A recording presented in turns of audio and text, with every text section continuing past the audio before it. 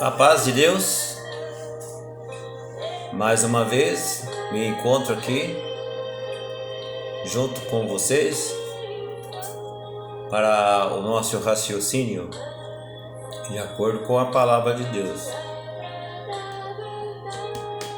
Estou contente em fazer esse estudo e compartilhando com todos vocês. Nós vamos ver hoje mais alguns assuntos que nós podemos perguntar para a Bíblia, a palavra de Deus, e ela nos vai responder com toda certeza. Para quem ainda não sabe, nós vamos ver quais são os 10 mandamentos da Bíblia e onde encontrar na Bíblia esses 10 mandamentos. Os 10 mandamentos estão no livro de Êxodo, no capítulo 20, no versículo 2, e também em Deuteronômio, no capítulo 5,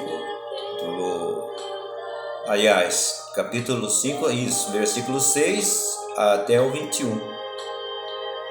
E são eles: primeiro é o Senhor, o teu único Deus, não terás outros deuses. Segundo, não farás para ti nenhum ídolo para adorar. Terceiro, não tomarás o nome de Deus em vão. O quarto, guardarás o 7º dia para Deus, não trabalharás neste dia. O quinto, honra ao teu pai e à tua mãe. Sexto, não matarás. Sétimo, não adulterarás.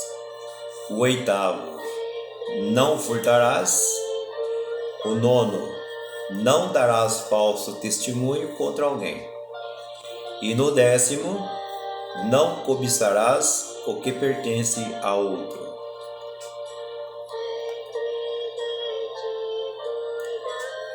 Uma nota: a Igreja Católica, ela conta o primeiro e o segundo mandamentos como um só e dividem o 10º em 2, fazendo distinção entre cobiçar a esposa e cobiçar os bens de alguém.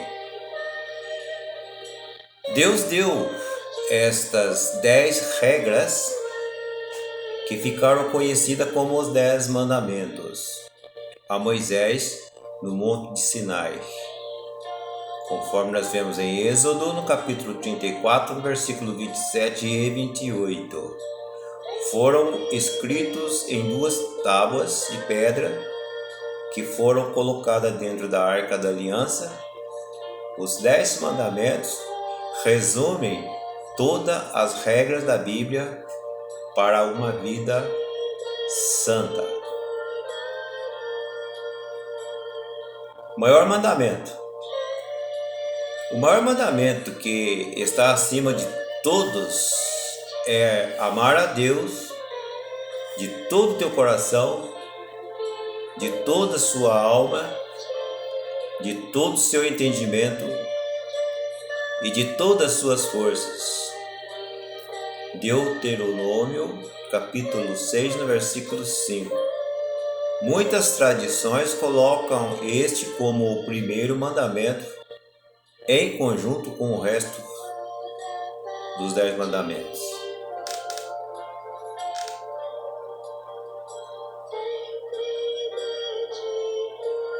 Jesus reafirmou que esse é o mandamento mais importante, da qual todos os outros dependem. Ele também disse que o segundo maior mandamento é amar o seu próximo como a si mesmo. Nós vemos em Mateus, no capítulo 22, versículo 37 a 40.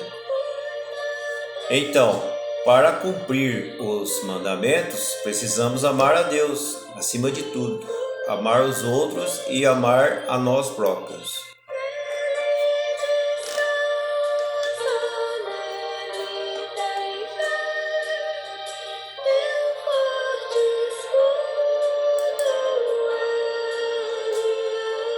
O que é a Arca da Aliança? E qual é o significado da Arca da Aliança? A Arca da Aliança era uma caixa que representava a aliança e a presença de Deus no meio do seu povo. Através desse objeto, Deus se revelava ao povo. A arca era onde se guardavam os 10 mandamentos e era um símbolo muito importante para os judeus. Hoje em dia, nós não precisamos mais da Arca da Aliança para estar na presença de Deus. A primeira menção da Arca da Aliança aparece no livro de Êxodo. Moisés é quem dá as instruções para a sua construção, pois recebeu orientações do próprio Senhor. Mas quem construiu mesmo é Bezalel. No Monte Sinai, a descrição detalhada está no livro de Êxodo, no capítulo 25.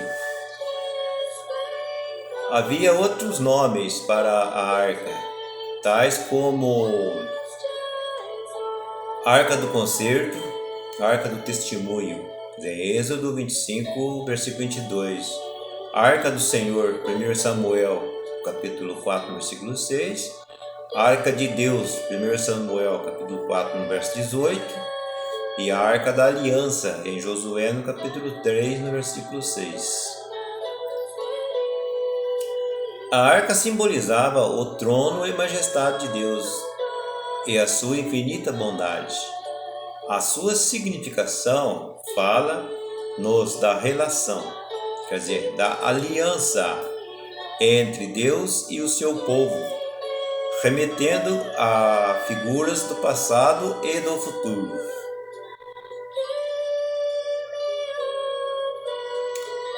A Arca da Aliança no passado.